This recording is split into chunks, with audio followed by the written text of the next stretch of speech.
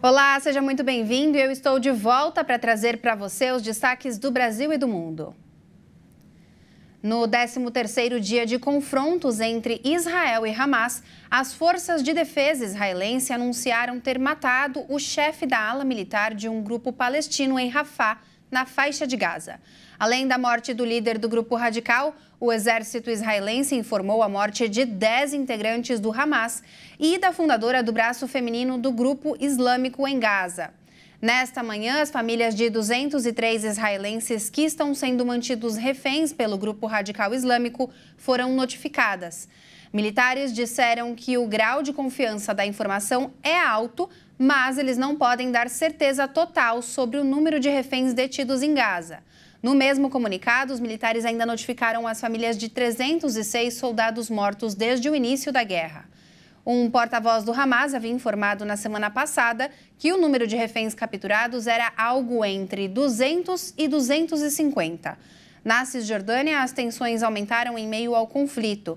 Ao menos 3 palestinos foram mortos. E com isso já são 68 vítimas nesse território, que foi reivindicado pelos palestinos para a criação de um Estado próprio junto à faixa de Gaza.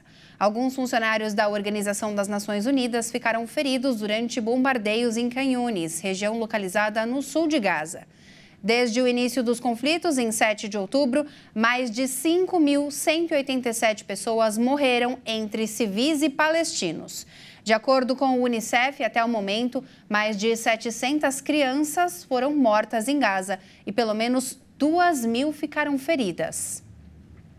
E os Estados Unidos e Egito acordaram a entrada de ajuda humanitária sustentável para a faixa de Gaza, a partir da passagem de fronteira de Rafah.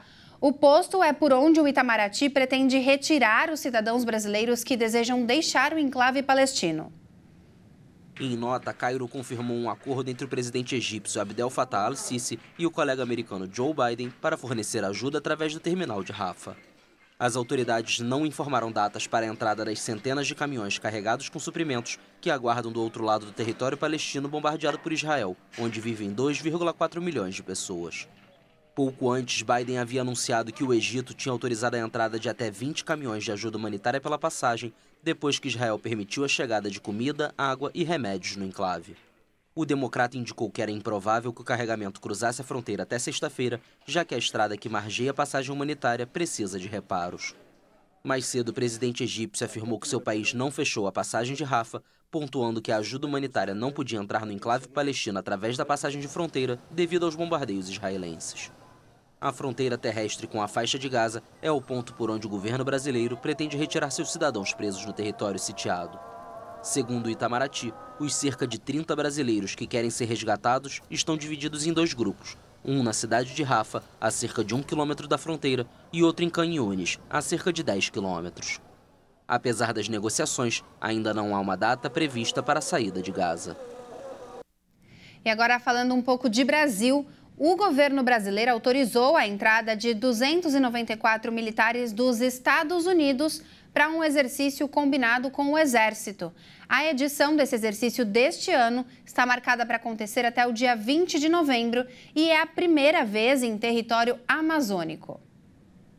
O exercício combinado de operação e rotação, chamado de CORE, é realizado anualmente no Brasil em parceria com as forças norte-americanas. O CORE surgiu em 2015 por meio de um acordo de cooperação de defesa entre Brasil e Estados Unidos.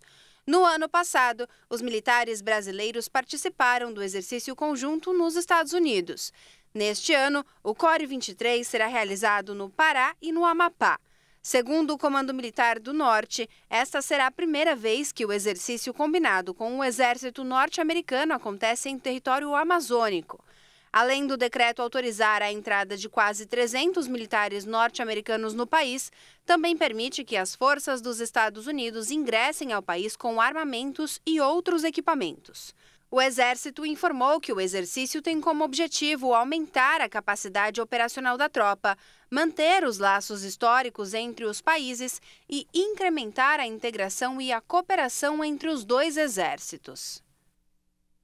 E 4 policiais civis e um advogado foram presos no Rio de Janeiro, suspeitos de tráfico de drogas. As investigações apontam que os envolvidos teriam fechado o negócio com o Comando Vermelho, que é a maior facção criminosa do estado fluminense. A Polícia Federal e o Ministério Público do Rio de Janeiro cumpriram 5 mandados de prisão contra suspeitos de tráfico de drogas na Operação Drake. Os policiais presos estavam alocados na Delegacia de Roubos e Furtos de Cargas até setembro, quando houve troca na chefia da delegacia. As investigações apontam que os envolvidos venderam 16 toneladas de maconha para o Comando Vermelho, que é a maior facção criminosa do estado do Rio de Janeiro. Os suspeitos teriam, inclusive, escoltado a carga até uma favela dominada pelos traficantes. As ordens judiciais foram expedidas pela primeira vara criminal da comarca de Resende. Agentes foram atrás dos alvos na operação em endereços na capital fluminense e em Saquarema. A PF informou que, em agosto deste ano, 2 viaturas da Delegacia de Roubos abordaram, na divisa de São Paulo com o Rio de Janeiro, um caminhão com 16 toneladas de maconha. O veículo já estava sendo monitorado pela Polícia Rodoviária Federal. Após escoltarem o caminhão até a cidade da Polícia Civil, os policiais negociaram, por meio de um advogado, a liberação da carga entorpecente e a soltura do motorista mediante o pagamento de propina. 3 viaturas ostensivas da delegacia ainda escoltaram o caminhão até os acessos de Manguinhos e a carga de maconha foi descarregada pelos criminosos. E o preço da gasolina voltou a ter uma leve queda nos postos do país. O litro do combustível teve um recuo de 0,17%. Essa é a 7ª semana seguida de queda. O litro do combustível passou de R$ 5,77 para R$ 5,76, um recuo de 0,17%. A informação é do levantamento da Agência Nacional do Petróleo, Gás Natural e Biocombustíveis. A pesquisa de preços foi realizada entre os dias 8 e 14 de outubro. Após o reajuste autorizado pela Petrobras, em 16 de agosto, a gasolina chegou a atingir R$ 5,88, o maior valor desde julho de 2022. Depois disso, já caiu 12 centavos, cerca de 2%. Os outros combustíveis também tiveram queda de preço.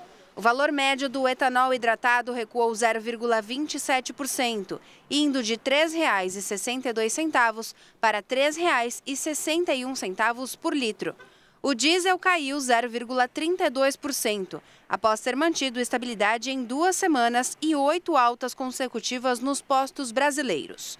O preço médio do litro do diesel S10, o mais comercializado no país, passou de R$ 6,22 para R$ 6,20. Essa edição fica por aqui, mas eu já te deixo um convite. E o meu convite é para que você continue ligadinho na programação da HIT, porque às 14h15, ou seja, em menos de 20 minutinhos, a Caroline Povoleri volta com mais informações para você. Até mais!